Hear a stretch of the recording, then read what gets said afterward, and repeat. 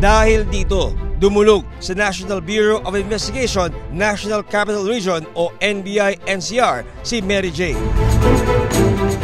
Paano po nagsimula yung investigasyon po dito ng NBI? Paano po napunta sa NBI-NCR ang trabaho po ito?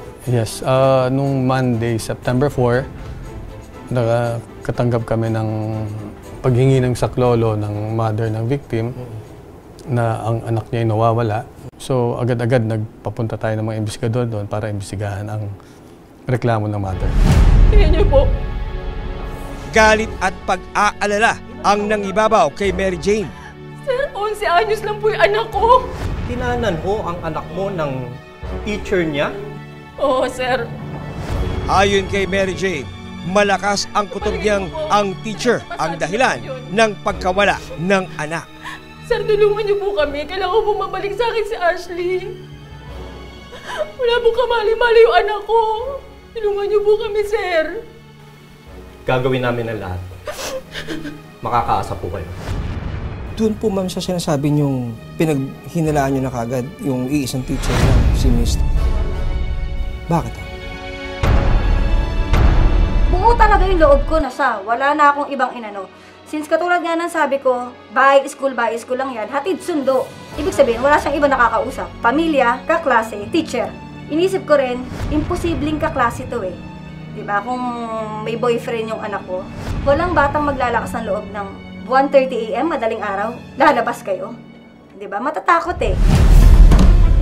Diyos ko, Ashley. Samantala, nung hapon din yun, isang text message ang natanggap ni Mary Jane.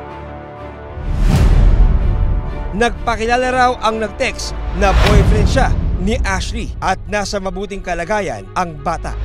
Sabi sa kanya, Be, uwi ka na. Hindi ako mapakali. Sabi ko, ano bang ginawa ko? Bakit ganito? Sabi ko sa kanya, kung may problema, aayusin natin. Sa sumunod pang text, nagpakilala na raw kay Mary Jane ang kasintahan ng bata. Ashley, hindi mo ako. Sabi niya, si Sir Puto, BF niya. Hehehe, may ganun pa. Tapos sabi niya, pasensya na po, natakot lang kami. Basta yun na lang yung naiintindihan ko kasi hindi ko na binasa buong na ko lang, na-confirm ko lang na si alam ko na. Diba? Alam ko na kung sino talaga. May pruweba na ako na siya na lang talaga hahanap. Nakiusap si Mary Jane na ibalik sa kanya si Ashley.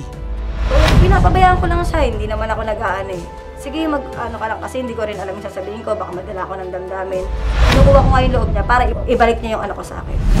Sa mga oras na yun, lingid sa kaalaman ng teacher, nakipag-ugnayan na si Mary Jane sa mga otoridad. So sabi ko, sige, uwi mo lang yung anak ko. Yun lang yung sa loob-loob ko, uwi mo lang yung anak